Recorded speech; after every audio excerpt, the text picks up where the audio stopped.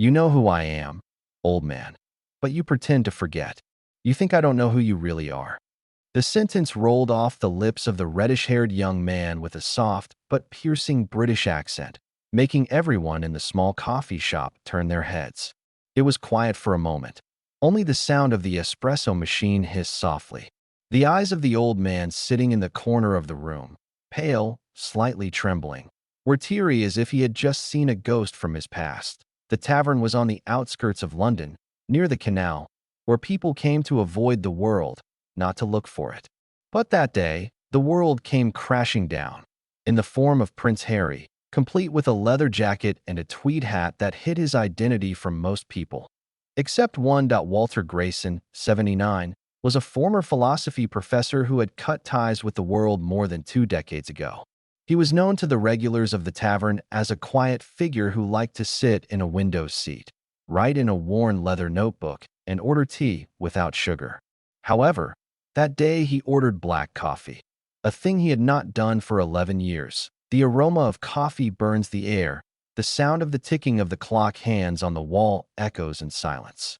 Harry stood in front of her, body slightly stiffened, but his facial expression was tumultuous, restrained anger, unhealed sadness. I should know. Why did you leave us? The sentence stabbed Walter like a knife in the chest. Instantly his face paled, and his weak hand gripped the coffee cup until it almost broke. The reader does not yet know who Walter really is.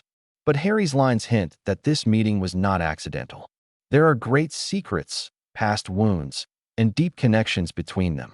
Walter's identity, which had been hiding a dark past, was suddenly dragged back to the surface. Harry sat down forcefully in Walter's front seat. His voice was low, but his tone was full of pressure. I know you're not just a teacher. You're part of something that scares my mother. That's enough, Harry, Walter whispered at last. But it wasn't the voice of an old man. It was the voice of someone who used to be in control of something very big. Internal, Walter passed trauma as part of a secret royal project, the guilt of leaving someone who means so much, fear of his identity being exposed and threatening Harry's life. Internal, Harry obsession seeking the truth about the death of Princess Diana. Confusion between duty as a member of the kingdom and conscience as an ordinary man. The need for a father figure, and suspects this old man of being involved in his mother's life more than anyone else knows. External, the presence of mysterious people watching Harry, a missing document that reportedly could change the world's view of the royal family, that a high-level conspiracy that is still active and does not want the past to be exposed. As Walter stood up, with a frail body and slow steps. There was a noise from outside the tavern, the tires screeching loudly, followed by the sound of broken glass. All the visitors looked up. Harry reflexively stood up and pushed Walter under the table. They know I'm here, whispered Harry with a hunting breath. Who? Asked Walter. But from the look on his face, he already knew the answer. In imaginary camera beams from outside the cracked window, framing 2 figures, the prince and the old man, whose fate is bound by the dark secrets that have been buried in the palace all this time. When the atmosphere calmed down a little, a young man in a black suit entered the tavern and handed the envelope to Walter. Without saying a word, he left. Walter opened it slowly. In it there is only one old photograph, a smiling young woman with 2 little boys.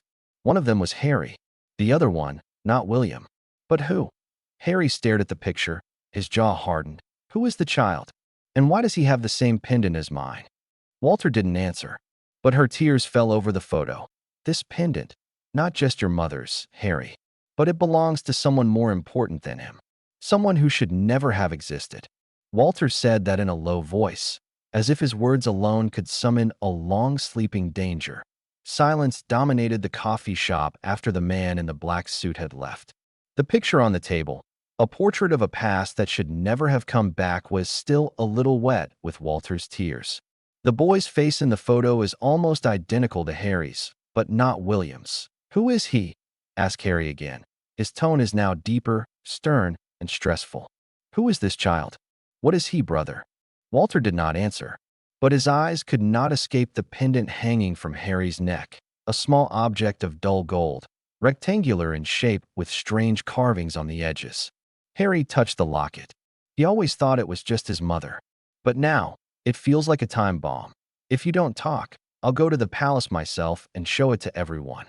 If you do that, they'll erase you from history, Harry. Walter replied at last. His voice now sounded like a man who had once led. Calm down. Trained. And dangerous. The narrative takes the reader to 1997, a week before the tragic accident of Princess Diana. In a secret underground room near Buckingham Palace, Walter, then a liaison agent between the military and the royal, receives orders to secure Class A information relating to the Alternative Descent Project. The project was part of a genetic experiment headed by the intelligence services to create a backup heir in case the main line collapses, and the child in the photo is the result of the project. Harry felt betrayed by all he had ever believed. He stood up, wanting to leave, but Walter held him back. His wrinkled hand gripped Harry's hand with surprising force. The locket doesn't just belong to your mother. That's the key, literally. Walter opened his pocket and took out a small round-shaped device, a kind of ancient biometric reader. He attached Harry's locket to the device. Instantly, a small screen lights up, displaying two words, voice required. Walter nodded towards Harry. Say this, Artem ex tenebris. Harry hesitated for a moment, but curiosity and anger are stronger. Artem ex tenebris. The sound echoes inside the device. The screen changes. A map display appears, pointing to a location in the West End of London, near the ruins of an old station that was closed decades ago. There is a flashing red symbol below the words. Outside the tavern, a black SUV starts the engine. An electronic-eared man sticks a finger into a button on his dashboard and says, Target opens the locket. Phase 2 activation. Send a team to Vault 42. Someone is spying on them. Harry's mission has rung a bell that has been buried deep. After they left the tavern towards that secret place, a moment of silence came between them. Walter looked at Harry as he said slowly, You know, when I refused to participate further in the project, I lost everything, including him. Him. Walter nodded. My mother? My wife? My friend? Harry asked, half angry, half anxious. Worse, Walter replied. My own son. And at that moment, Harry came to his senses. The child in the photo is not just his brother. He was Walter's biological son. When they arrived at the site, the ruins of the station seemed deserted. There is only an old rusty metal door, locked with a biometric code. Walter touched the scanner, but was denied. Access denied. Try me, said Harry. He put on his pendants, then his voice. Artem ex tenebris. Lock open. Metal doors creak. They went into a dark alley, dusty and smelling of old metal. At the end of the hall, there is a glass room. And inside stood a young man with a face very much like Harry's, but with a much colder gaze. You finally came, Harry, he said. It's time for me to take my place back. You think that just because you have the name Harry, you deserve to sit in that chair? I was created to replace you, and my time has come. The young man's voice sounded like a freshly sharpened knife, cold, sharp, and cutting deep into Harry's pride. The underground passage was deserted. The air was damp and full of metal dust. However, behind the thick glass stood a figure that made Harry want to take a step back. The figure is, physically, almost identical to him. His face, his height, even the way he stood. But his eyes, the eye does not belong to someone who grew up with affection. It was the eye of a soldier, one who was caged, trained, and shaped by the system. He is a version of Harry born of experimentation, not love. Vault 42 turned out to be a secret training center for candidates for the heir to the monarchical reserve. The place was only known to a handful of the kingdom's intelligence elite and the oldest members of the royal family. Walter led Harry through rusted walls and steel doors to the main room, a hidden command center that was still active. Screens lit up, showing the faces of royal members, geopolitical maps, and global intelligence data flows. This is their training ground, Walter said in a voice full of regret. Your sister's place, or your clones, is set up to replace you if you fail. They call him Raven. Raven does not see Harry as a brother, but as an enemy who has lived a life of luxury and care, while herself growing up in the dark. knowing only discipline, pain, and lies. Raven's motivation. Want to claim the identity that he considers his right, that IT wants to bring down the monarchy from within, as a form of retaliation against the system that created it and then discarded it. Torn between hatred and curiosity towards his older brother, Harry. Raven's unique habits, counting his own heartbeats. To calm down, never sleep more than 4 hours. IT holds footage of Princess Diana, the only person she considered real, despite never having met. In the middle of their conversation, Harry felt a great doubt slip into him. If I was raised like him, would I also hate the world? Harry begins to question his legacy, his role, even his past decisions. He recalled how the media and the public judged his life, even as he tried to get out of the system. This is where Harry has a moral dilemma. Should he stop Raven for the sake of maintaining the stability of the kingdom, or will he have to help his brother break out of this secret network, even at great risk? Meanwhile, inside Kensington Palace, a monitor screen shows CCTV footage of Vault 42, which is back on after 2 decades. Behind a large wooden table, a silver-haired woman held a teacup without inhaling its contents. He already knows. Send unit vectors. Get rid of Walter. Bring Raven back, or destroy her if necessary. That woman is nobody, except for Harry's own grandmother, the former leader of the secret royal council. During this time, he was not just a symbolic figure. He is the mastermind behind the Shadow Heir project. Suddenly, the vault alarm goes off. The emergency light flashes red. The steel doors began to close automatically. They know we're here, Walter shouted.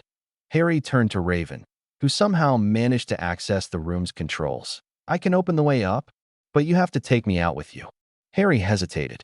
Or we all die buried here, Raven added, pointing to the narrow upper vent. Choose, my prince.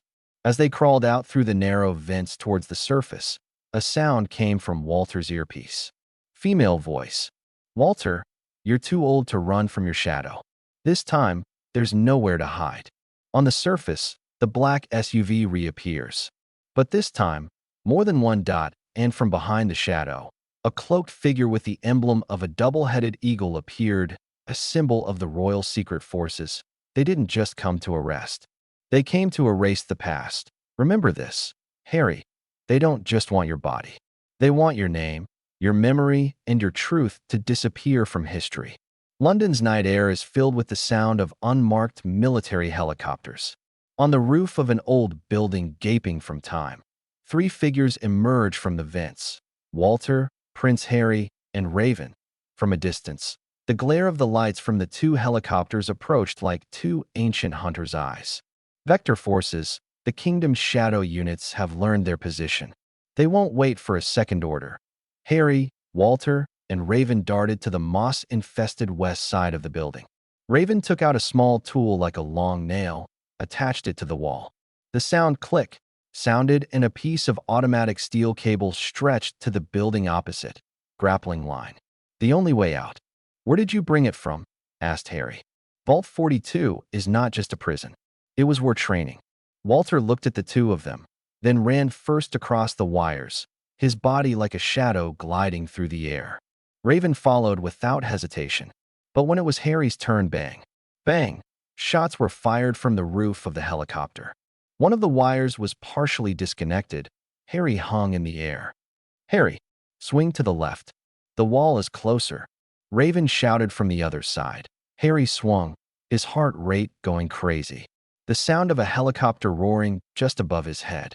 With one scream, he jumped and rolled into the window of the 2nd floor of the building opposite. His body hit the weathered wooden floor. They're safe for now. In an empty room filled with dust and traces of city rats, Harry sat quietly. Raven stood leaning against the wall, while Walter took a deep breath in the corner of the room. I just realized, Harry said quietly. I know nothing about my life. Raven's approaching. You have everything I ever dreamed of. Family, a name, the love of the world. But now I understand. It's all just part of the script they wrote for you. And you live up to that role, without ever realizing that we are both locked up. Harry looked at him. Then why don't you destroy everything? Raven looked up. His gaze was blank. Because a small part of me still hopes, if I could live as a human being, not a tool. The chase doesn't just come from the sky. Underground, London's CCTV network has been reprogrammed by vector units. Harry, Walter, and Raven's faces are marked as Level 1 state threats. Meanwhile, the media has been flooded with fake news. Prince Harry is suspected of being missing, involved in a secret criminal scandal. People are starting to fret. The royal family shut down all of Harry's official channels. Bank access is frozen. The digital message is deleted. They tried to make it never exist. Walter wasn't just a runaway. He was an eyewitness to the project that stained his conscience. And now he feels that his life is like the last thread in a torn fabric. I used to think I was saving this country by protecting secrets. But now, I realize I helped kill our own future. Harry and Raven were silent. Walter pulls out a small folder that he hid from the very beginning. The original documents of Raven's birth, as well as photographs from royal biogenetic experiments conducted in the name of stability. Everything could destroy the credibility of the monarchy as the three of them prepare to continue their escape to safety. An elderly man appears in the doorway with a small pistol in hand. You've run far enough. It was Sir Malcolm, a former royal security advisor and Walter's mentor. They used to be close friends. Walter, give it up. You're old, fragile, and you're carrying 2 arrows out of control. Let us end this calmly. But Raven was already moving quickly. In a split second, he kicked the gun out of Malcolm's hand and slammed it to the floor. You think we still play chess? We're the last pawns in your dirty game. Before Malcolm fainted, he whispered, You think you're the only project? There are more of you, and others are not as good as Raven. They don't want recognition, they want annihilation. The sound of a small explosion shook the building. A suicide drone hit the back. They have to run away again. But now, the reality is even more dire. It's not just one Raven. There may be 5, maybe 10, maybe more, and one of them. It had replaced the position of an important noble without anyone being aware. I saw it on television this morning. It wasn't me. Prince Harry. The room was dark, lit only by a large screen showing the figure of Prince Harry being interviewed live on national television. The problem? Prince Harry was standing in the same room, staring at himself in the underground headquarters of the former old train station that was used as a temporary hiding place. Harry, Raven, and Walter stared in disbelief. On the screen, Harry, who appeared, smiled calmly, dressed in a neat navy suit, and answered all the questions of journalists in the typical royal style. But the sentences are strange. I am sorry for the actions I have taken. I gave all my assets to the government. I chose to withdraw completely from public life. The Real Harry shouted. It wasn't me. That's something else. Walter clutched his shoulder. It's not just a replacement. The finished version of the product. They managed to make the perfect unit to replace you. Without a doubt, without emotion, and completely submissive. Raven interrupts. They call it Project Helios. I saw the file before I ran. Helios, Elite Biogenetic Systems. A biological twin with modifiable personality programming. They can create anyone, even kings. Harry sat down. The world he knew now became a giant charade, and people are watching his false self, taking over his life little by little. The three of them decide to sneak into a secret government archive hidden inside the British Library, a basement floor that has never been opened to the public. There, they find something that changes the course of their lives again. File folder file 13X. Helios. Prince Henry file folder file 14X. Helia. Subject RVN. Harry and Raven's names are on the document. Both are the result of programmed identity manipulation. It's just that Harry is the only one who has managed to penetrate the public naturally without full supervision.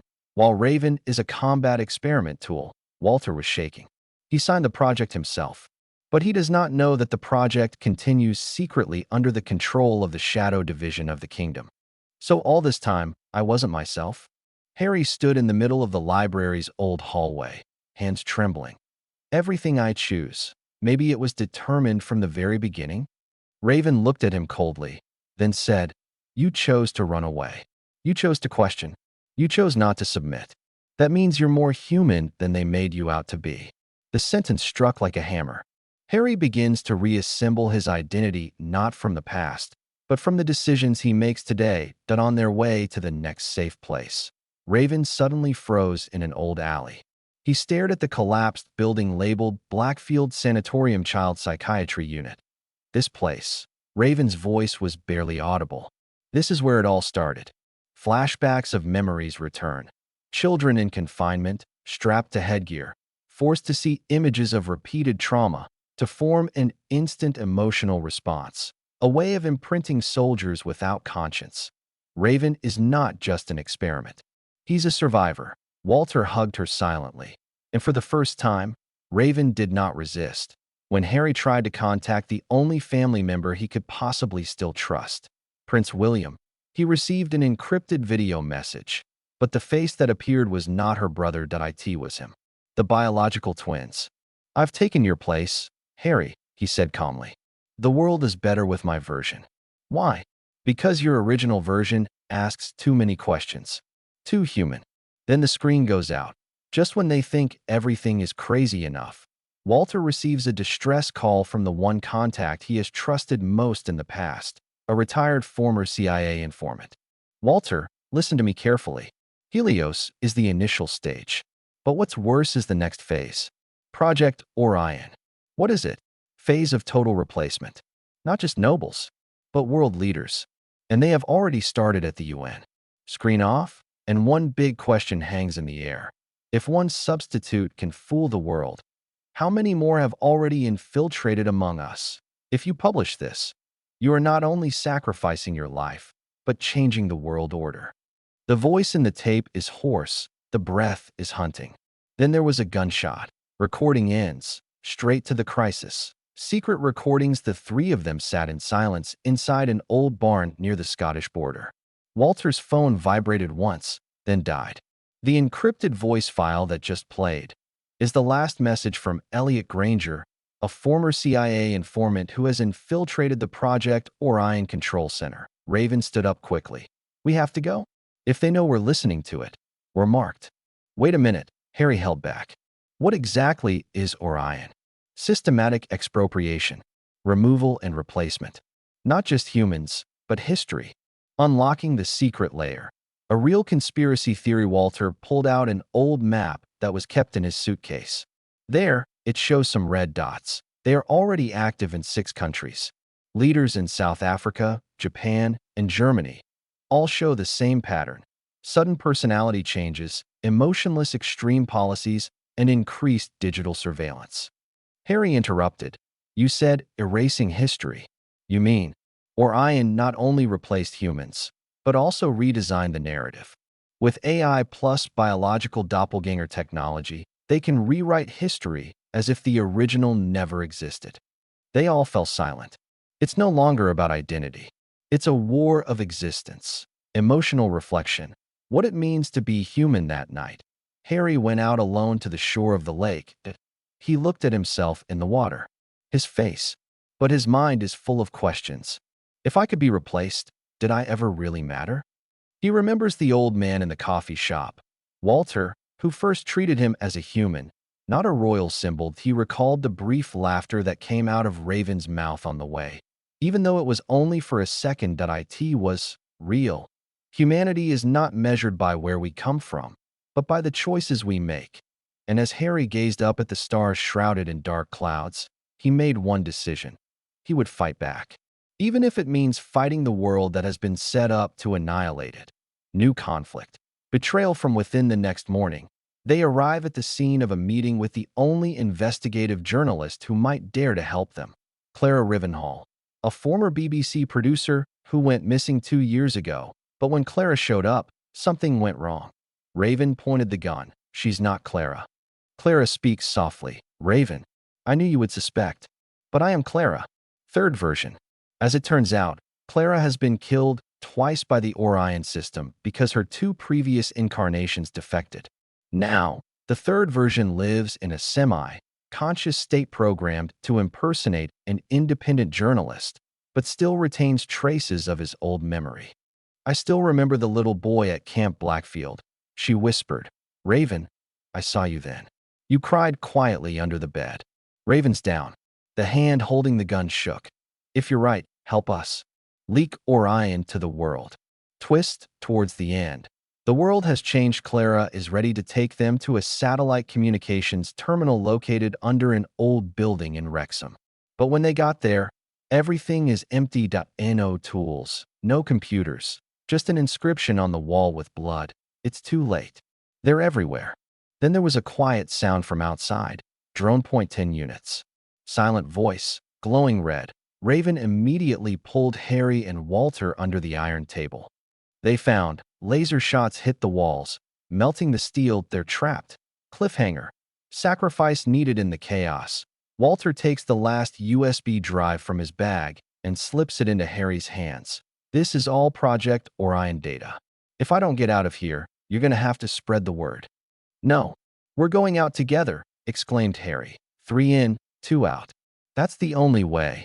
Walter pressed the button that activated the underground emergency gate. Before Harry could refuse, Walter pushed them in and closed the steel door. The door closed, and the world outside disappeared in an explosion. Harry could only scream, Walter. Dark, quiet, and the last sound he heard was Walter laughing softly. Finally, I did something right. Harry, Raven, and Clara ran through a narrow hallway lined with damp bricks. The glowing red emergency light flashes every few seconds, making the shadows of their bodies dance on the walls like ghosts. Raven checked the ammunition. Empty. Harry was still holding the USB drive. Clara took a heavy breath. His eyes were glued to the end of the hallway. At the end there is an old elevator to the London Underground network that is not used. Works? Asked Harry. That's our only hope. Maps that were never printed. They reached a large metal door. On his side is an old keypad. Clara enters a combination. 1-9-4-7. IT didn't work. Try the year of your mother's death, whispered Raven coldly. Clara was silent for a moment. His hands were shaking. It's press. 2-0-1-1. Click. The door opened slowly, squeaking. A fog came out from under it, cold and suffocating, as if the passage kept the breath of a long-dead world. Inside, a spiral staircase of scrap metal loops downward. The iron clatter of their footsteps echoed for a long time, like the whisper of the dead. Uncovering the deleted history center down there, they discover a secret archive room belonging to the British Empire, closed off from the world since 1984. On its walls hang paintings of old kings and queens, with disfigured parts of the face, scratched like they were deliberately tampered with. On the table, the maps read, Project LUX, Manipulation of the Light of the Past, the Mirror Protocol, the Falsification of the Identity of Global Leaders, Phase Orion, the Substitution of Reality in the Public Sphere. Harry touched one of the folders and stared at his own picture, with eyes that looked like those of a stranger. Raven glared at him. You've been a target since you were a baby.